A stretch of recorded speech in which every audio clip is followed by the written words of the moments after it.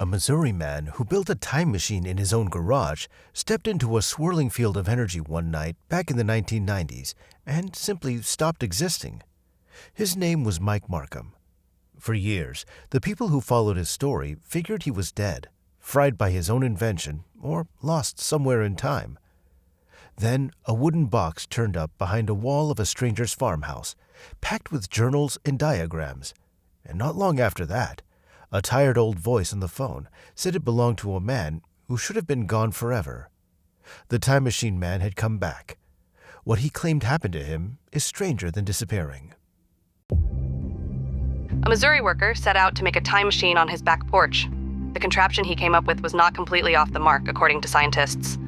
There are theoretical physicists working on those areas, and it's not total nonsense, according to the chairman at the physics department at the University of Missouri at Kansas City. The Stanberry police say the voltage that Markham had diverted into the contraption caused power interruptions in and around the northwest Missouri town of about 1300. Markham was arrested January 29th on a felony charge of stealing the transformers from a power generating station in Kings City. He pleaded guilty and last month was placed on 5 years probation. Police said the transformers had a capacity of 12 to 76,000 volts each, enough to easily cause electrocution or an explosion. Markham, who told police that he has 2 years of college-level electrical engineering, said he was building a time machine, but didn't have enough power for it. That's according to the Stanberry Police Chief Tom Hampton. The legend of Mike Markham starts with a man who walked into his own machine and then walked out of the world entirely. The story goes that one night in the late 1990s, Mike fired up the biggest version of his device inside a garage in the middle of nowhere, took a deep breath, and stepped into the glowing field he had spent years building. There was a flash, then nothing. No body, no sign of him, just an empty room and a machine still humming. When people finally went looking, what they found made it worse. The garage had burned to the ground, melted copper, wrecked transformers, and scorched into the bare concrete floor a perfect circle of burn marks about 6 feet across, like something round and hot had been spinning there. But there was no Mike. The only thing left behind was a handwritten note tucked inside a metal toolbox. It said the whole thing was never about time. It was about how a person sees things. For almost 3 decades, that was the end of it. The world moved on. Friends assumed the worst. The story drifted onto the internet, where it grew into one of those late-night legends people argue about at 2 a.m. Time travel, government cover-ups, doorways to other places. Everyone had a guess, but nobody had Mike. Then came the part nobody saw coming. The story says that years later, a young couple bought an old farmhouse out in rural Ohio. While tearing out attic insulation, the wife's hand bumped into something solid hidden behind the wall. A heavy wooden box, buried under decades of dust. The label was written by hand in faded ink. It carried Mike Markham's name and a single warning, not to open it until the right time. They opened it anyway. Inside were journals crammed with notes, circuit drawings, and dates that stretched across years. There were circuit boards, some burned black, some sealed up perfectly in protective bags. And there was a single photograph of a man standing next to a giant ring-shaped metal frame, stamped with a date that should not have been possible for a box hidden that long ago. On the back, the same handwriting admitted the machine had worked, just not the way he expected. And here's the part that everyone misses. One of those journals listed the exact address of that farmhouse. Right beside it, a note claimed that the spot had a stable magnetic field and that the right people would find the box when the time was right. How a man who vanished in the 90s could know which house a stranger would buy decades later is a question that still has no clear answer. The couple posted about it online, and the post blew up. People who had chased the Mike Markham story for years came crawling out of the woodwork. Then, about 3 weeks later, the phone rang with no caller ID. The voice on the line was worn down and exhausted, but anyone who had heard the old recordings knew it instantly. It was Mike, and he wanted to come and explain everything. He showed up looking far older than the math allowed, like a man carrying something nobody else could see. But to understand how a backyard tinkerer ended up claiming he punched a hole in reality, you have to go back to the spark that started it all. Mike Markham grew up in rural Missouri without a fancy degree or a dime of funding. He was just a kid hooked on electricity. He pulled apart old TVs, radios, and CD players until his back porch looked like an appliance graveyard, with copper wire and magnets scattered everywhere. He taught himself electronics straight out of library books. His project was a Jacob's ladder. That is a device with two metal rods that sit close together at the bottom and spread apart as they climb, sending a snapping arc of electricity crawling upward between them. To get that arc, you need huge voltage, tens of thousands of volts. A normal house only pushes about 120 volts out of the wall. Nowhere near enough. So Mike built his own transformer by hand, wrapping coil after coil of wire around a core until he lost count somewhere past 400 turns. That homemade rig cranked his power from around 12 volts all the way up to 20,000 volts. For the rods, he used bent wire coat hangers. The arc was touchy, though. A little dust, a shift in humidity, a change in temperature, and it would refuse to light. So Mike had a wild idea. He ripped the tiny laser emitters out of a couple of CD players and aimed them to heat the air between the rods, hoping that they would help the spark catch on its own. Now, it didn't spark, but as he reached to shut it down, he froze. Floating above the device was a small ball of distorted air, only about 8 inches across. It looked like the wavy shimmer you see rising off hot pavement on a summer day. You could barely see it unless you were staring right at it. Not knowing what it was, Mike grabbed a sheet metal screw and tossed it in. The screw vanished. Gone. He stood there blinking at empty air. Then, a second later, the screw dropped out of the field and rolled to a stop a couple of feet away. He tried it again, and every single time it did the same thing. The object would disappear, then pop back out a heartbeat later. The crazy part is, he could not tell what was happening. Was the machine teleporting things across the room? Was it shoving them a few seconds into the future and back? He had no clue. The air in the garage went sharp with that metallic smell you get around lightning. After a few more runs, the whole thing overloaded.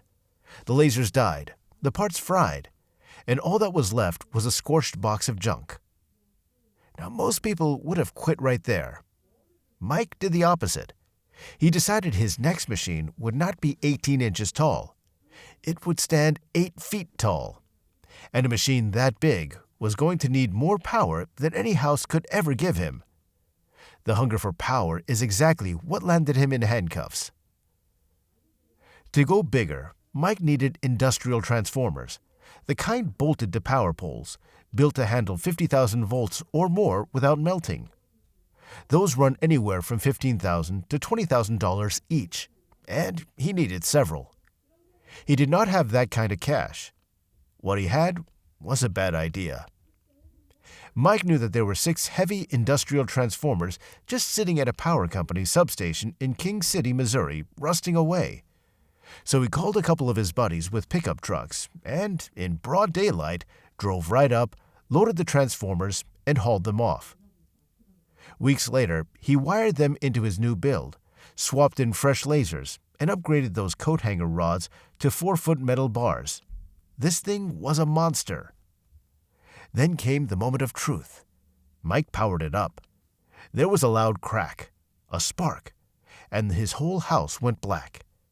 He looked out the window and realized that he had not just blacked out his house.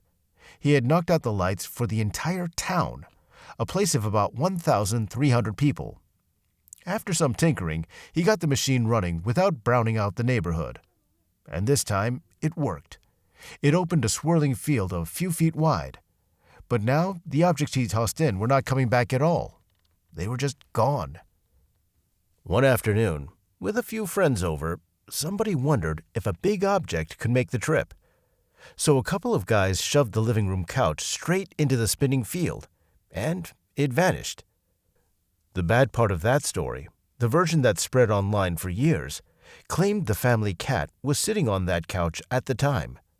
Hold on to that detail, because later it turns out the truth is a little kinder. Now, while everyone stood staring at the empty room, there was a pounding at the front door. 8 deputies were on the property with a search warrant. Neighbors had reported strange activity, and the power company had reported a pile of missing equipment. It didn't take a genius to connect the two.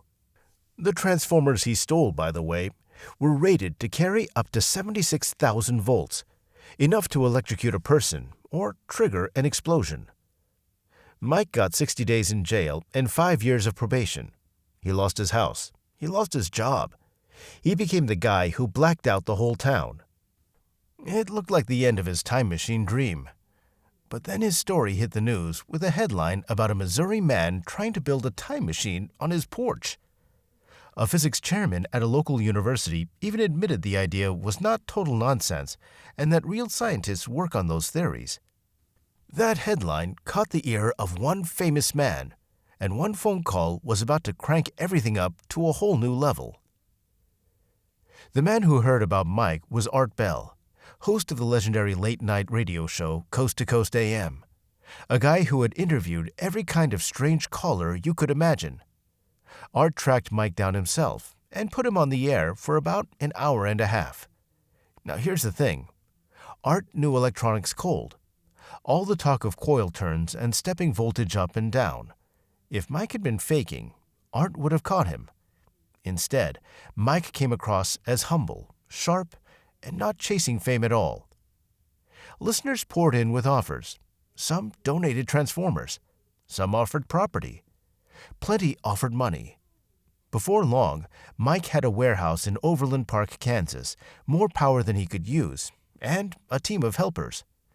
A few physicists even tossed in an idea to use rotating magnets to control the field better. That upgrade changed the game. Instead of a small vortex, Mike built what he called a plasma tornado. To grasp how much juice that needed, remember his porch prototype ran at 20,000 volts. The couch-eating version hit about 70,000 volts. This new machine in the warehouse stood roughly 15 feet tall and pulled 3 million volts. Volts are basically the pressure pushing the electricity, like squeezing a water hose tighter to shoot the stream farther. 3 million volts is a staggering amount of pressure. The story says objects sent through this version did something new. They would vanish, then reappear about 2 minutes later, 50 to 150 yards away, and always to the east or west, never north or south. Mike figured that it had something to do with the spin of the Earth. These tests were supposedly watched by about 15 people, anyone who had donated. After roughly 200 runs with wood, baseballs, and small animals like mice and hamsters, Mike could even predict where things would land. Then there was only one test left. According to the legend, Mike stood in front of the swirling field, breathed deep, and jumped. A flash of light, and he was gone. Art Bell checked in and found nobody had seen him. The story claims Mike woke up flat in the middle of a field with a brutal headache and no memory of his own name. He started walking, and slowly it came back. Eventually, he reached Fairfield, Ohio, a suburb near Cincinnati, about 800 miles east of that Kansas warehouse. He had no wallet, no ID, and no cash. At a shelter, he spotted a newspaper and realized the date. By his account, he had jumped 2 years into the future. When he finally got back to the warehouse, it was stripped bare. The machine, the videos, the notes, all of it gone. Years later, when Mike supposedly returned and sat down with that Ohio couple, he told them the wildest part of all. He said that the machine never moved him through time the way everyone thought. It knocked him out of sync with everyone else. He was still in the same places at the same moments, just slightly off, like a radio tuned a hair off the station. People could see his face, but they could not hold on to his name. The longer he used the machine on himself, the harder he became to remember at all. That idea, that a man could slowly fade out of other people's minds while still standing right in front of them, is the part that turned this whole thing into a haunting puzzle. But it is also exactly where we need to slow down and ask what is real. So, let's slow down for a second. A lot of this story sounds impossible, and a big chunk of it is. Now the good news is, the man himself cleared up the wild parts. In a third radio interview years later, around 2015, Mike sat down with Art Bell again and quietly knocked down some of the tallest tales. Now that famous cat that supposedly rode the couch into the void, that never happened. The couch went through, sure, but no cat. And that creepy clipping about a man washing up on a beach in 1930 inside a metal drum found with a strange rectangular device, also made up. A great twist, but pure fiction. Now here's the biggest reality check. There's a story floating around that Mike ended up homeless and passed away. Not true. The man is still around, and from the looks of it, he spent most of his life working in technology. The dramatic version about a wooden box behind a farmhouse wall, the couple in Ohio, the idea that he's out of phase and fading from memory, that is a legend talking, not the record. It makes for an unforgettable tale, and that is the point of a story like this, but it's not proven fact. What is true is genuinely worth your attention. When Mike built that first machine on his porch, he was only 21 years old, with 2 years of college-level electrical engineering. Now, real scientists who looked at his setup said he was not totally off base.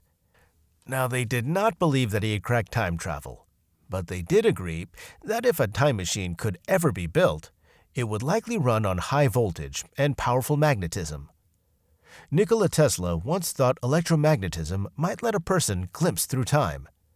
Einstein showed that strong gravity actually slows and bends time, which is solid, proven science. Mike's argument was that electromagnetism is wildly stronger than gravity, so maybe you would not need a black hole to bend time at all. There's also one clever point most folks never even think about. Now, if you jumped even 10 minutes into the future, the Earth would not wait for you. The planet spins at about 1,000 miles per hour, races around the sun at roughly 66,000 miles per hour, and the whole solar system zips through the galaxy at over 500,000 miles per hour. In 10 minutes' time, your spot in space moves tens of thousands of miles. Most time travel tales completely ignore this. Mike actually had an answer. He claimed his machine locked itself into the gravitational center of the Earth, so it moved through space along with you. Now talk to yourself for a second, the way anyone watching this would. Did all of this really happen overnight, exactly as told? Well, almost certainly not. The honest reason to doubt the whole time travel claim is the simplest one of all. Mike is still here, living a normal life. If a person truly figured out how to leap into the future, would they really stick around for the present? Probably not. The real takeaway is not whether the machine worked. It's that a self-taught kid from a small town in Missouri knew enough about electricity to blow the minds of actual physicists and one of the most famous radio hosts who's ever lived. He came across as humble every single time, never chasing the spotlight, always pulled back into it by other people. Whatever the truth is, the world tends to remember its dreamers, and Mike Markham earned his place as one of the strangest, most stubborn dreamers of them all. If a small-town tinkerer really cracked time travel, would he ever tell the rest of us, or quietly disappear for good? Drop your take in the comments, hit that like button, and subscribe for more.